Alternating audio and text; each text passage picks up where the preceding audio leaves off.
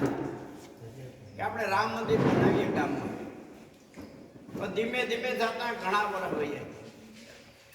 એ પછી આપણે આ કાર્યક્રમ બીજા ધામથી સુભાષભાઈને અધ્યક્ષતામાં 5-7 જણા મળ્યા કે ભાઈ મંદિર બનાવો, અમે તમારી સાથે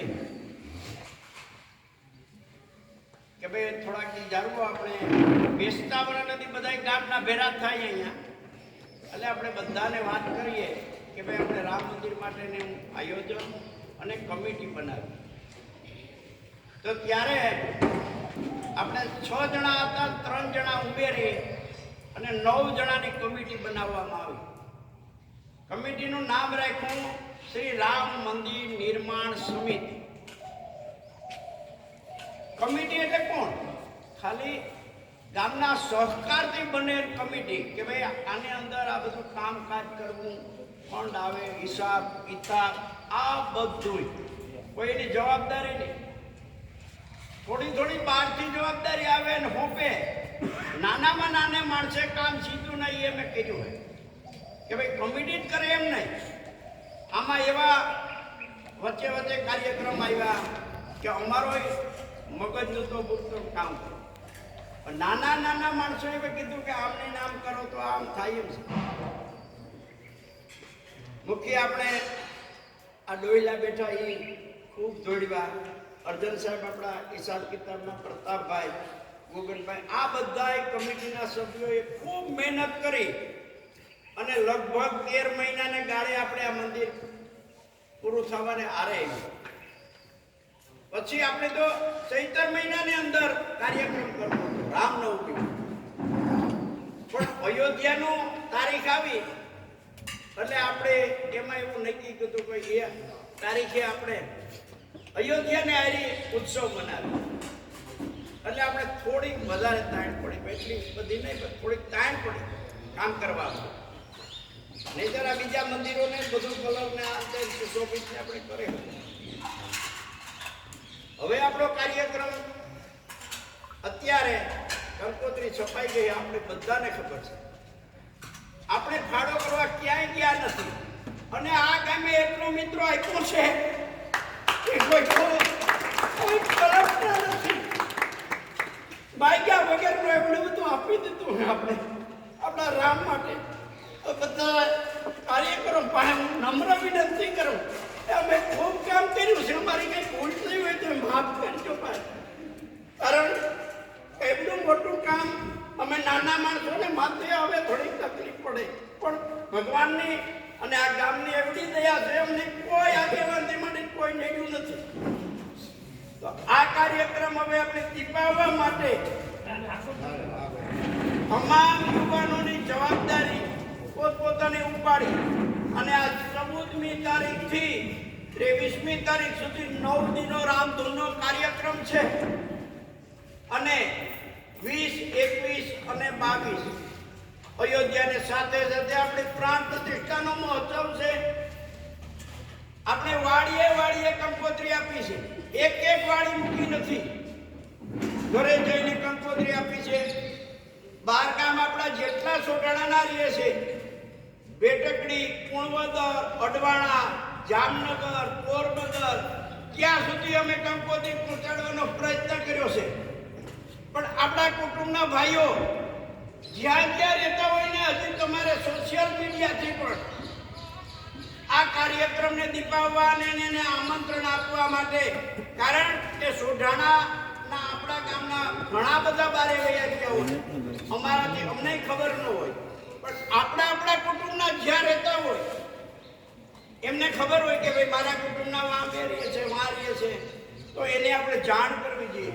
કારણ કે આપણો કાર્યક્રમ છે એ જન્મભૂમિ અને વતન પ્રેમને કારણે છે. સોઢાણા વતન અને પોતાની જન્મભૂમિ ને હિસાબે આપણે આ કાર્યક્રમ છે. આપણા બધા ભાઈઓ જ્યાં જ્યાં બહાર રહેતા હોય એને આપણે તમારે બધાને આમંત્રણ આપવાની છૂટ છે. અમે તો મહેનત કરેલી છે પૂરેપૂરી, ગોતી કે ભાઈ આ કુટુંબમાંથી આ કુટુંબમાંથી આ કુટુંબમાંથી. તો આપ સૌ પણ આમાં મહેનત કરો. આ કાર્ય અત્યાર સુધીમાં ત્રિમુખજી મહારાજની 30મી પુણ્યતિથિ આપણે 2000 સાલમાં ઉજવી હતી. 97ની સાલમાં આ મેર સમાજનું ઉદ્ઘાટન થયું હતું. એમાં સમૂહ લગ્નની બે દીકરીઓને થયા હતા. લીરબાઈ માતાજીનો રથ, અનેક કાર્યક્રમો થયા છે મિત્રો. હોટાળાનું નામ બોલાય છે બારે. એક કાર્યક્રમ ક્યારે નબળો થયો નથી. તો આ કાર્યક્રમ આપણો જબરજસ્ત થાય. આપણે એવા સંયમ નિયમ રાખીએ કે આપણા આવનાર મહેમાનોનું એકદમ બેસવા માટે આપણે ઊભા થઈ જઈએ, બેસાડીએ, એનું સ્વાગત કરીએ, એને જમાડીએ. આ આપણી બધાની એવી જબરજસ્ત ભાવના છે, ખૂબ જબરજસ્ત. તો આમાં બધા જોડાવ. હું ભવાઈયાનો માણસ છે, બોલતા ન આવડે, મારી કઈ ભૂલચૂક થઈ હોય તો હું તમારા પાસે ક્ષમા કરી. શ્રી રામ, જય રામ, જય જય રામ.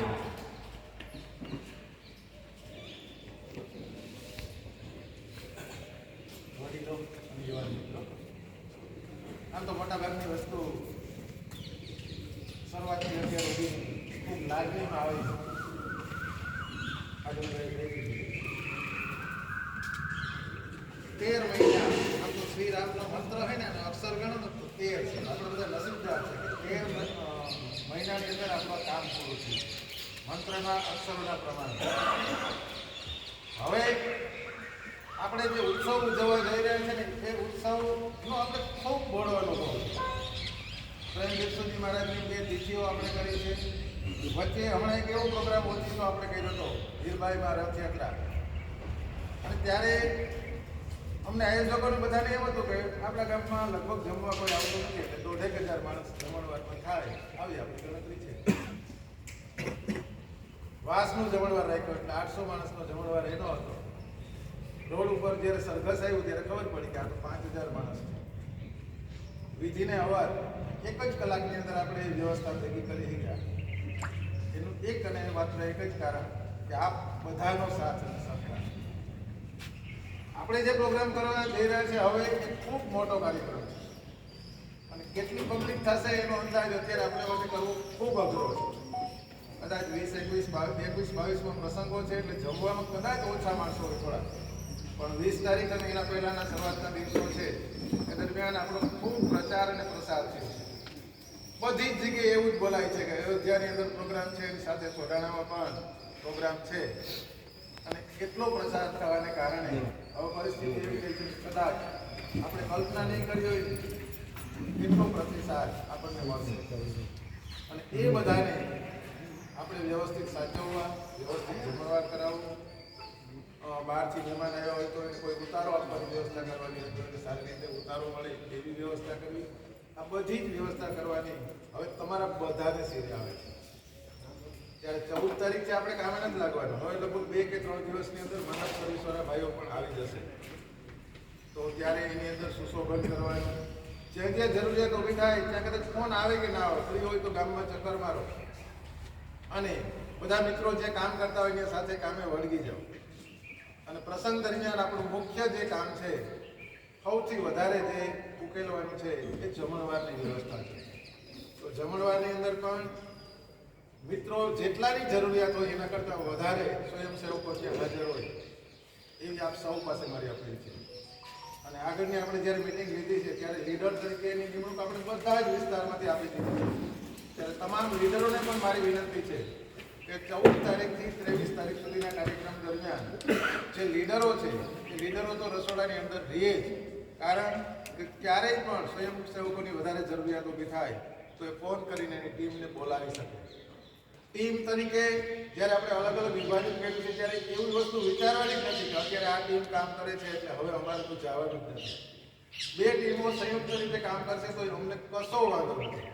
ટીમ તો ફક્ત વ્યવસ્થાના ભાગરૂપે આપણે પાડી છે. બધા જ સાથે મળીને કામ કરશું તો પણ કોઈ વાંધો નથી. પણ ટીમ આપણે એટલા માટે રાખી છે કે કામ એટલું મોટું છે કે તમે થાકી ન જાઓ. તમે તમારી રીતે વિભાજન કરી શકો કે હાજે તમે આવજો, તો જરૂર પડે તો અમને ફોન કરજો તો અમે આવી જશું. તો એક ટીમ છે એ રોટેશનમાં આવે તો કેટલા ટાઈમ જમાડવામાં તમને થાક ન લાગે. ત્યારે ટીમ લીડરને અમે પૂછ્યું હતું કે બહારગામના મિત્રો પણ અમને કહે છે કે અમે તમને ક્યાંય પણ જરૂરિયાત હોય તો અમે ઉપયોગી થઈ શકીએ એમ છીએ. પણ તમારા લીડરોએ તમને કીધું છે કે અમે પહોંચી વળશું અને તમારા બધામાં અમને પૂરો વિશ્વાસ છે, કારણ કે આપણે 3 કાર્યક્રમો ભૂતકાળમાં કર્યા છે અને આપણાથી જ કર્યા છે, એટલે આપણે બહારના સ્વયંસેવકોની જરૂર પડવાની નથી અને આપણે જ પૂરા પડી જવાના છે. પણ આ 9 દિવસ આપણે બધા ખડે પગે ઊભે રહીએ અને જ્યાં જ્યાં જે પણ કામને તમને આપવામાં આવે એ કામ ખરા દિલથી કરી અને આપણા આ પ્રોગ્રામને ખૂબ સફળ બનાવો. અને ખાસ એક બીજી અપીલ એ છે કે રાસ રમતા હોય ત્યારે નવરાત્રિ દરમિયાન ક્યારેક એવી ઘટનાઓ ઘટી છે ભૂતકાળમાં.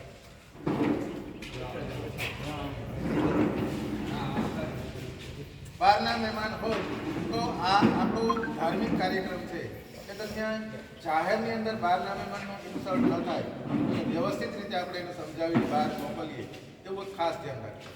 બહારના મહેમાનોનું જાહેરની અંદર ઇન્સલ્ટ, કારણ કે આપણે ધાર્મિક પ્રસંગ કરીએ છીએ, સારું કામ કરીએ છીએ, ત્યારે એવા સંજોગોમાં એવી કોઈ ઘટના ન ઘટે કે જેને કારણે બીજા 2-4 મિત્રોને તો કહેવાનું રહી જાય કે તમારા ગામમાં તો આવ્યા હતા ને આવું થયું હતું. આવી કોઈ ઘટના ન ઘટે એનું પણ ખાસ ધ્યાન રાખજો.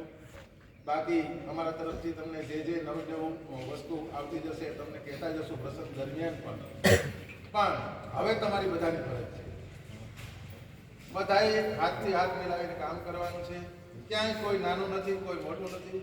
અત્યાર સુધી તમે અમને જે ફરજ સોંપી છે એ ફરજના ભાગરૂપે અમે બધાએ કામ કર્યું છે. હવે આપણે બધાએ ભેગા મળીને કામ કરવાનું છે. ત્યારે ફલાણો છે એ કરે છે એવી કોઈ વસ્તુ ભૂલી જઈ અને આપણે બધા જ સરખા છે એવું માની અને આપ સૌએ કામ કરવાનું છે.